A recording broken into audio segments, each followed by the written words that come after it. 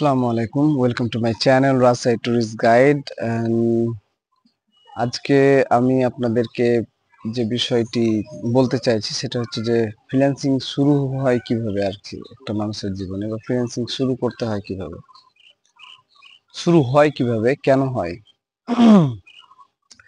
এই জন্য আমি আমার লাইফ থেকে কিছু কথা বলতে চাই, না হলে আপনি বুঝতে পারবেন না। আমি যখন প্রথম চাকরি নিই পালমাল গ্রুপ, নন্দন পার্কের কাছে, এই জায়গাটা আপনার জিরানী বাজার বিকেএসপি থেকে,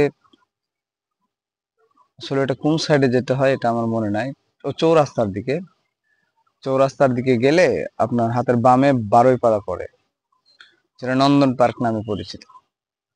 তো ওইখানে চাকরিতে যাই। তারপরে সেখানে চাকরিতে যাওয়ার পরে আহ, তারা দেখতাম খালি গালিগালাজ করতো। অপরাধ করলেও আপনাকে গালি দিবে, অপরাধ না করলেও গালি দিবে। সেখানে 3 মাস ডিউটি করার পরে আমি আরেক জায়গায় চলে গেলাম, কোয়ালিটিতে। সেখানে ছিলাম কাটিং হেল্পারে। সেখানেও মানে এত প্রেসার আমার ব্রেন কখনো নিতে পারে না। সে কোয়ালিটিও বাদ দিলাম, তারপর বাসায় চলে আসলাম, সেখান থেকে আবার গেলাম। বাট আমি যেখানেই যাই না কেন, আমার কম্পিউটার আমার সাথে থাকার চেষ্টা করে। এটাই হচ্ছে ফ্রিল্যান্সিং এর মূল মন্ত্র। এখন বিষয় হচ্ছে যে ঢাকা উত্তরায় যখন আমি কাজ নেই গার্মেন্টস সেক্টরে, আপনার সেটা হচ্ছে যে রাফি ট্রেডার্স, যারা কিনা আপনার জিন্সের প্যান্ট তৈরি করে। আসলে ফ্রিল্যান্সিংটা স্টার্ট হয়েছে কিভাবে, এই বিষয়টাই বলতে চাইছি আমি। তো এতটাই বৃষ্টি হচ্ছিল, রাত্রে বৃষ্টি হয়েছে, তো সকালে তো আনুমানিক 1 কিলোমিটার হেঁটে অফিসে যাওয়া লাগতো। তো 1 কিলোমিটার যখন হাঁটতে গেছি, স্যান্ডেলের সাথে কাদার যে অ্যাটাচমেন্ট, সেটা ছিঁড়তে ছিঁড়তে আমার পিছন দিক পুরো বরবাদ হয়ে গেছে, আমি বুঝতে পারিনি। এখন এই বুঝতে না পারাটা থেকেই কিন্তু তৈরি হয় যে আমাকে এমন কাজ করা দরকার যেন আমাকে ঘর থেকে বের হতে না হয়। আমাকে এমন একটা কাজ করা দরকার যে কাজে আমাকে বাড়ি থেকে বের হতে না হয়। বিষয়টা এরকম। এখন আহ,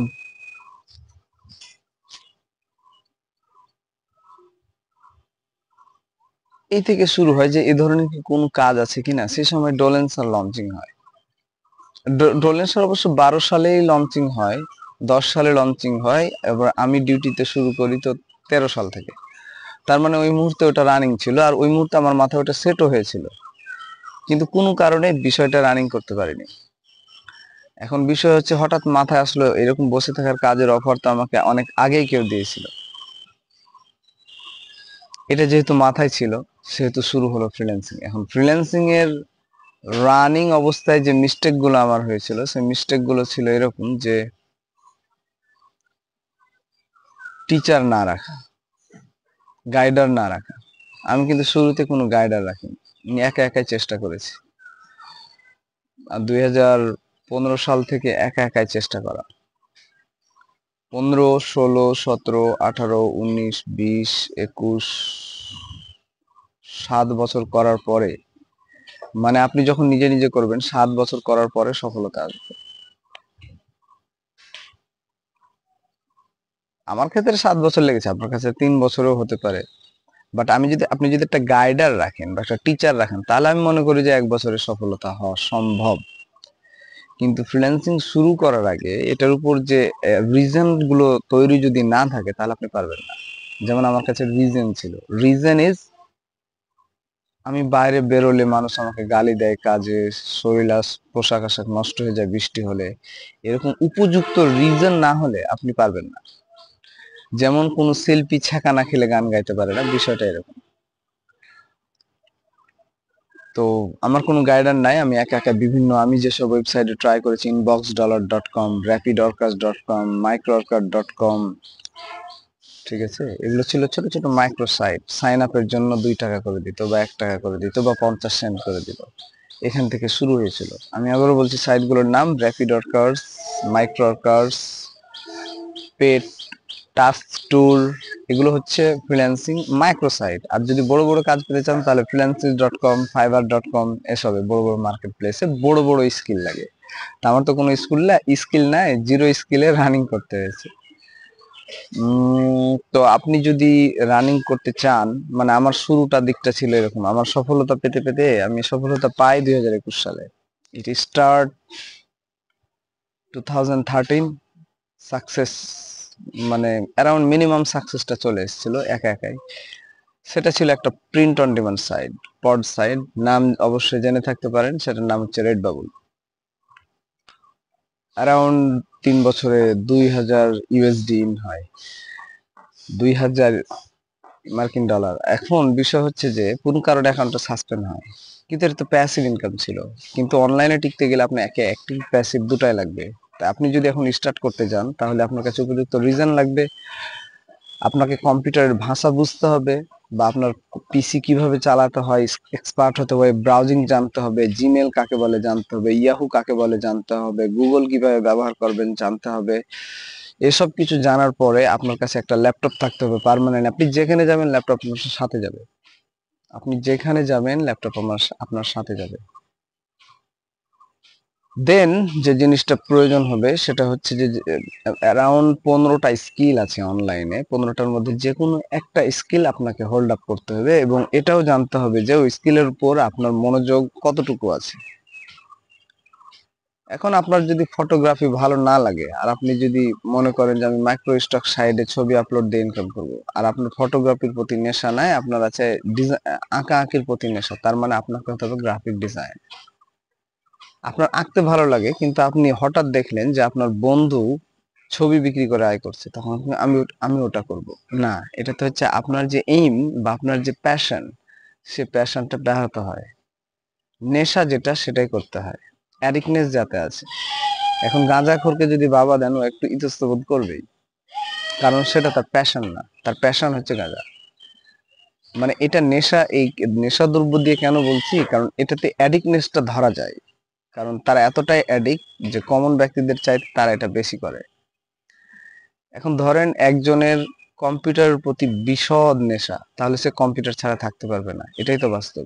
সো ফ্রিল্যান্সিং হওয়ার জন্য আপনার ভিতর কয়েকটা নেশা থাকতে হবে, যেমন নেট ইউজ করার প্রতি আপনার একটা নেশা থাকতে হবে, ল্যাপটপ ইউজ করার প্রতি আপনার একটা নেশা থাকতে হবে, ইউটিউব দেখার প্রতি আপনার একটা নেশা থাকতে হবে।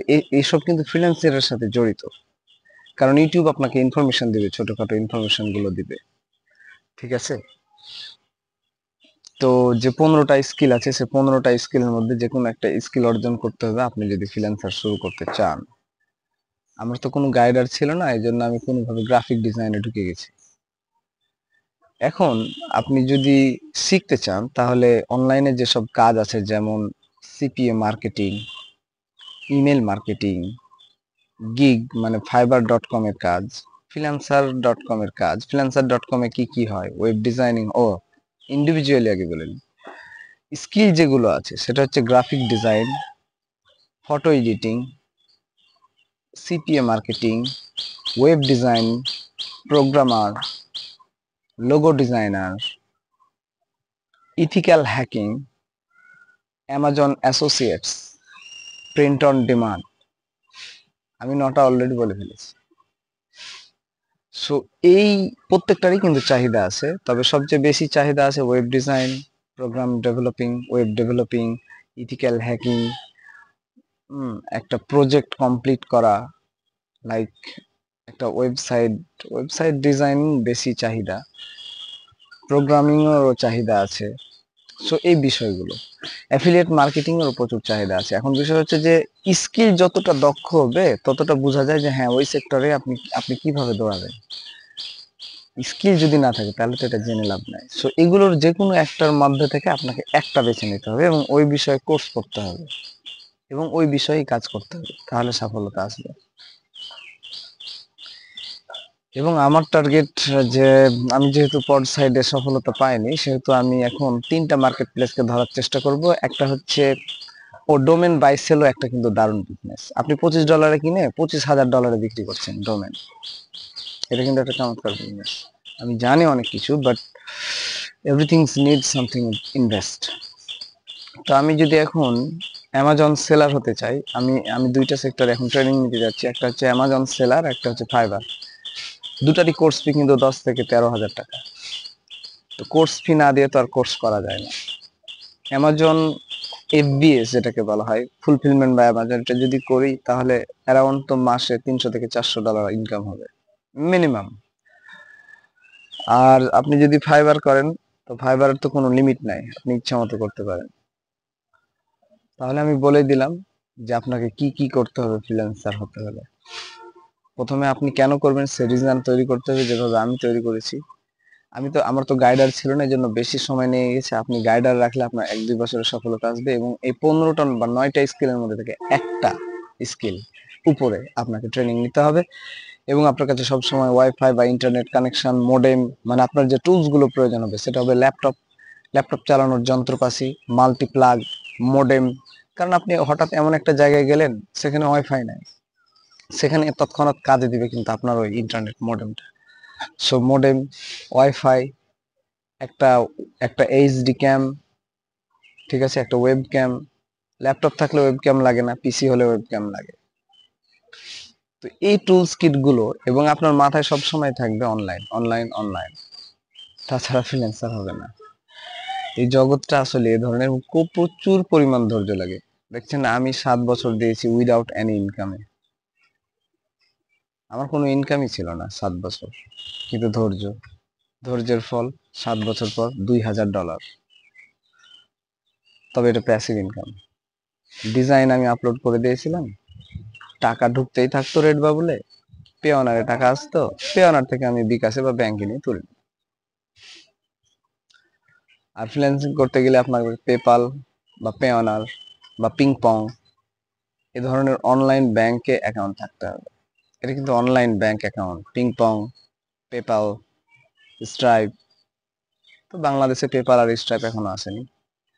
Pay honour the best. Thank you to watching my video, giving like,